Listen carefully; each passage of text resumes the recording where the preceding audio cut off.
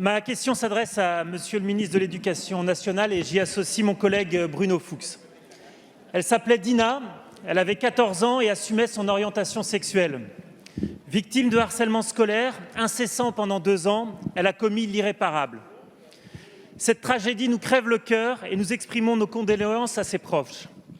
Monsieur le ministre, j'aurais aimé que ce soit ma première question d'actualité dédiée au harcèlement scolaire. C'est malheureusement la 3e. Depuis janvier, Dina est la 19e victime mortelle du harcèlement scolaire. Et ce fléau sévit bien au-delà de ces drames irréversibles. Les chiffres de la récente mission du Sénat sont édifiants. 1 million d'enfants et d'adolescents verraient leurs conditions de vie et d'apprentissage dégradées du fait de harcèlement, avec des conséquences de long terme sur leur avenir et leur santé.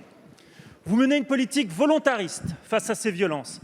L'expérimentation clé en main a été saluée unanimement par les acteurs de l'enfance et sa généralisation avec le programme phare est prometteuse. Certaines mesures comme l'instauration d'élèves ambassadeurs ou d'équipes dédiées constituent des progrès. Le travail des membres de la communauté éducative et des associations qui participent notamment à l'accompagnement des victimes doit également être reconnu. Toutefois, pour nos enfants, pour l'école de la République, nous devons aller plus loin et faire évoluer notre arsenal juridique. Dès 2002, un délit spécifique de harcèlement au travail a été créé en reconnaissance des conditions oppressantes qu'un adulte peut subir dans un environnement dans lequel il passe une part substantielle de son temps. Aucun équivalent existe pour protéger nos enfants, pourtant bien plus vulnérables. En 2014, un délit général de harcèlement moral a été instauré, mais il est inadapté au harcèlement scolaire. Il ne permet pas de disposer de données chiffrées et est souvent écarté dans les procédures. Nous devons, monsieur le ministre, combler ce vide. Nous avons déposé une proposition de loi en ce sens. Quelle sera vos positions sur ce texte? Merci, monsieur le député. La parole est à monsieur Jean-Michel Blanquer, ministre de l'Éducation nationale, de la jeunesse et des sports. Merci, monsieur le président, mesdames et messieurs les députés, monsieur le député Erwan Balanant.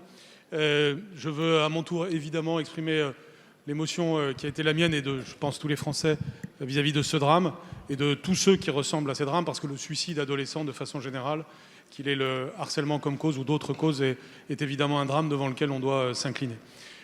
Toute la lumière sera faite d'ailleurs sur les causes par les enquêtes qui sont en cours.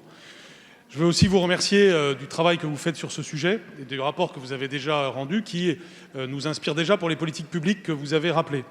Et merci d'avoir rappelé qu'en particulier en cette rentrée, nous assistons à la généralisation du programme qu'on appelle le programme phare, qui est lui-même inspiré de ce qui a le mieux marché à l'échelle mondiale, puisqu'il y a des pays qui ont réussi à endiguer en bonne partie le harcèlement, même si c'est difficile de l'endiguer totalement.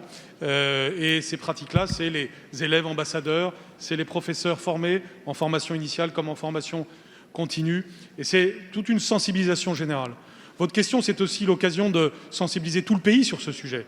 Les parents, les familles, la société française en général, parce que le harcèlement scolaire doit cesser. Et on réussit à ce qu'il cesse dans certains établissements, notamment en réussissant à ce qui est de l'engagement positif des élèves et une fraternité au quotidien. Et c'est possible. Ce combat, il faut le mener à tous les niveaux, notamment à un niveau pratique et pourquoi pas à un niveau législatif. Même si, évidemment, sur le niveau législatif, on a déjà quelques outils, comme ce que nous avons mis dans la loi pour l'école de la confiance quand nous avons parlé d'une scolarité sans harcèlement scolaire. Je suis évidemment ouvert à toutes les propositions. Il n'y a aucune raison d'être fermé à tout ce qui sera utile pour permettre de diminuer le harcèlement scolaire. Et donc, bien entendu, j'étudierai de nouveau tout ce que vous proposez en la matière. Et plus généralement, c'est un appel à la société française pour en finir avec le harcèlement scolaire. Ça commence avec ce qui se dit en famille, ce qui se dit dans la scolarité. Pour ma part, je mobilise tout le système éducatif contre le harcèlement scolaire.